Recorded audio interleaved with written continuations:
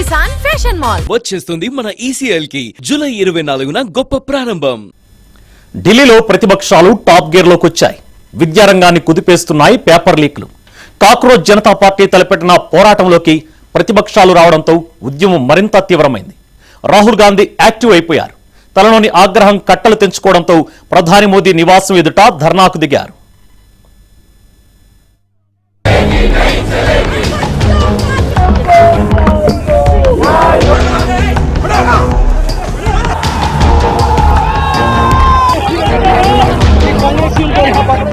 దేశంలో విద్యారంగాన్ని కుదిపేస్తున్న పేపర్ లీకేజీలు, ఢిల్లీలో నిరసన ప్రదర్శనలు చేస్తున్న విద్యార్థులపై లాఠీచార్జి ఘటనలపై పార్లమెంట్లో ప్రతిపక్షాలు పోరాటాన్ని ఉధృతం చేశాయి.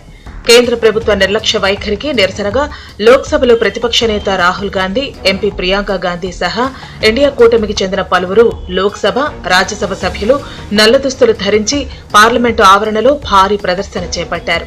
విద్యార్థుల ప్రాణాలతో ప్రభుత్వం ఆటలాడుతోందంటూ నినాదాలు చేశారు.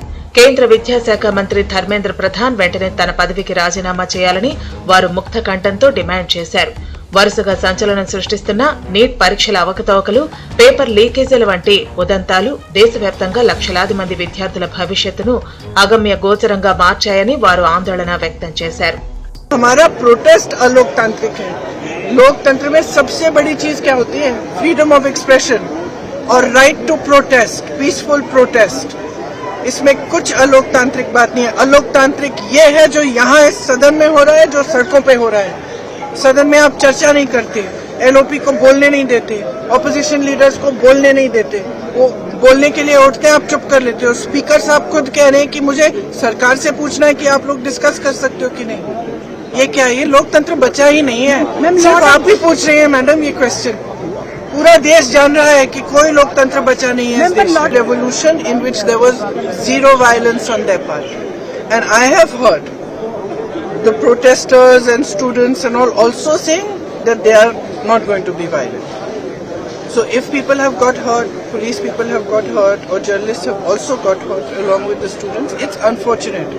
But please be truthful when you present it to the public, because what we are seeing is that the students are being attacked mercilessly. They are being beaten with lathis, they are being tear gassed, girls are being treated in an obnoxious manner, their clothes are being torn off.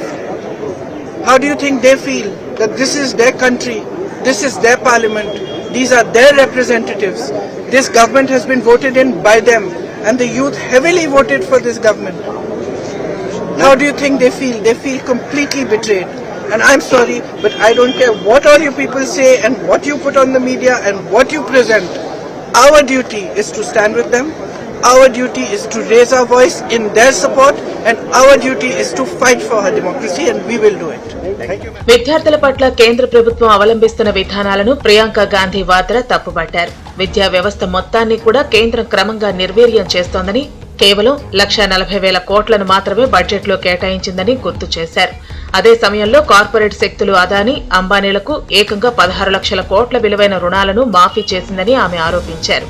అటు కాంగ్రెస్ అగ్రనాయకుడు, లోక్సభలో ఆ party పక్షనేత Rahul Gandhi ఎప్పుడూ శాంతియుతంగా ఉంటారు. కాక్రోచ్ల దెబ్బకు కళ్లు తెరిపించారు.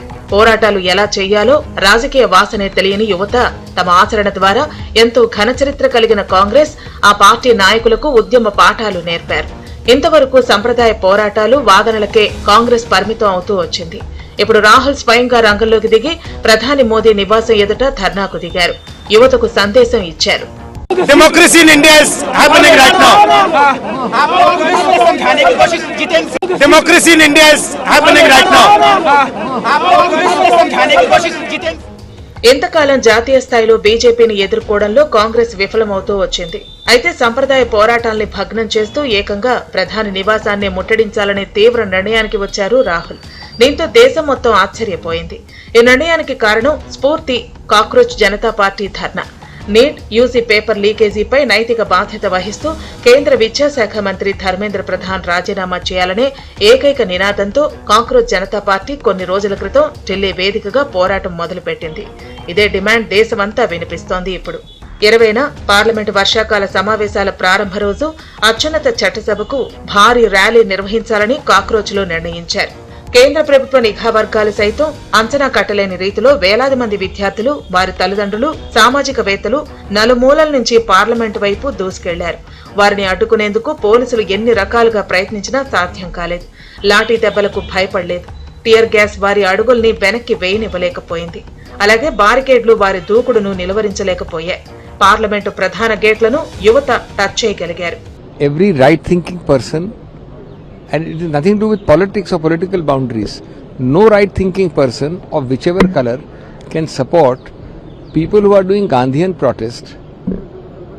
Some of the scenes I saw were shocking. That is all there is to it.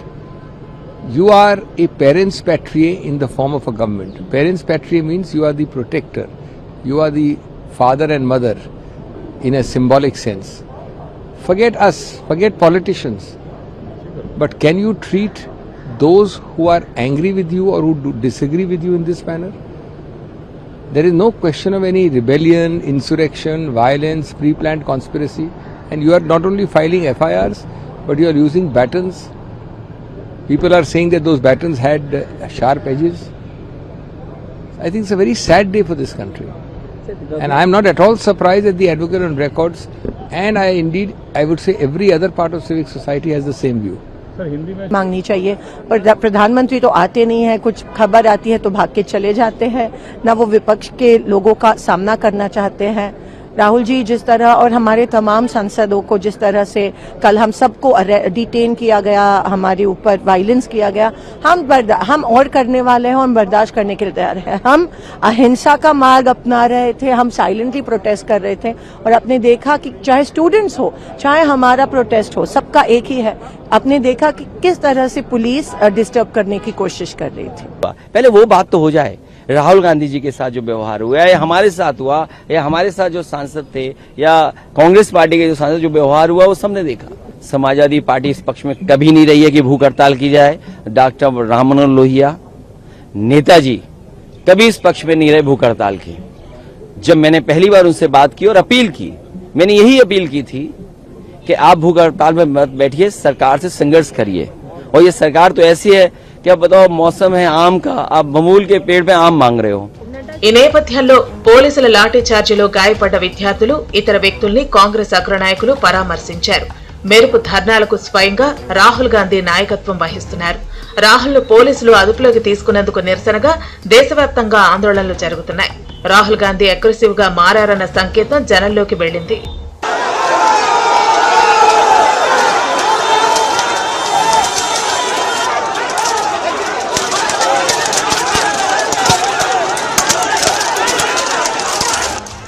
Rahul Gandhi super active కావడంతో విపక్షాల్లో ఆనందం వెల్లివిరుస్తోంది. గతంలో ఎప్పుడూ రాహుల్ గాంధీ ఈ స్థాయిలో తెగించి పోరాడిన సందర్భాలు లేవు. పోరాడితే పోయేదేం లేదన్న స్థితికి వచ్చారు రాహుల్. పార్లమెంట్లో ప్రశ్నిస్తే ఉపయోగం లేదని పోరాడాల్సిందేనంటున్నారు రాహుల్. లోక్సభ స్పీకర్ గారిని కాంగ్రెస్ పార్టీ ఇండియా కూటమి అడిగితే ప్రభుత్వం అనుమతిస్తలేదు, నరేంద్ర మోడీ ఒప్పుకుంటలేడు, నేను చర్చలు చేయను పో అని స్పీకర్ గారు చెప్పారు. ఇది నిజంగా ప్రజాస్వామ్యానికి దురదృష్టకరమైన పరిస్థితి. ఇది ప్రజాస్వామ్యానికి చీకటి రోజు.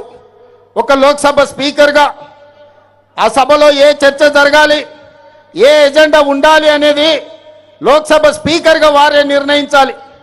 వారు ప్రభుత్వం నుంచి ఒత్తిడికి లోనై నరేంద్ర మోడీ గారు భయపెట్టి లోక్సభ స్పీకర్ గారిని ఈ నీట్ పరీక్షలకు సంబంధించి కానీ సిబిఎస్ఈ పరీక్షల కుంభకోణం గురించి కానీ ఈ రోజు చర్చ జరగకుండా అడ్డుకున్నాడు. మిత్రులారా, ఈ రోజు లోక్సభ స్పీకర్ మీద ఢిల్లీ పోలీసుల మీద ఒత్తిడి తీసుకొచ్చి ఈ రోజు నరేంద్ర మోడీ గారు పాశవికంగా కాంగ్రెస్ పార్టీ నాయకుడు రాహుల్ గాంధీ గారిని కొడితే రాహుల్ గాంధీ గారి ముక్కులో నుంచి రక్తం చిందింది. ఆ రక్తం ఈ నేలను తడిపింది.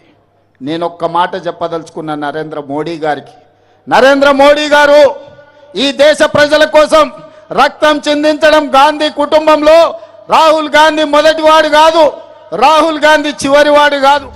దేశంలోని యువతలో వచ్చిన చైతన్యమే రాహుల్ను ముందుకు నడుపుతోంది. యువత పోరాటాల వెంట రాజకీయ పార్టీలు పరుగులు తీయాల్సిన పరిస్థితి వచ్చింది. రాహుల్ గాంధీని పోలీసులు ఈడ్చికెళ్లటం, ఆయన ముక్కు నుంచి రక్తం కారుతూ ఉండటం, దుస్తులు నలిగిపోయి ఒక షూ కూడా ఊడిపోయిన స్థితిలో నిర్బంధంలోకి తీసుకోవటం మీడియాలో తీవ్ర కలకలం రేపింది. ఈ విజువల్స్ సైతం రాహుల్ గాంధీకి, కాంగ్రెస్ పార్టీకి మేలు చేశాయి.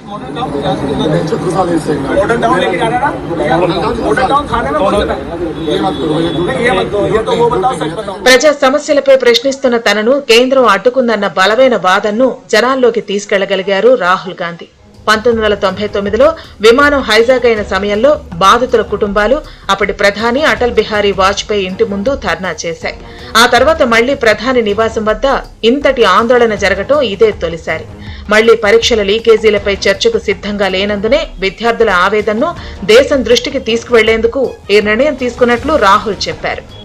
ఇటీవల కాంగ్రెస్ నేత పవన్ ఖేరా గత 3 వారాలుగా నిరాహార దీక్ష చేస్తున్న సామాజికవేత్త సోనం వాంగ్చుక్ ను కలిసినప్పటికీ రాహుల్ గాంధీ మాత్రం సీజేపీ వేదికలకు దూరంగా ఉన్నారు. ఇప్పుడు ఉద్యమంలోకి ఎంటర్ అవ్వడంతో కొత్త ఊపు వచ్చింది.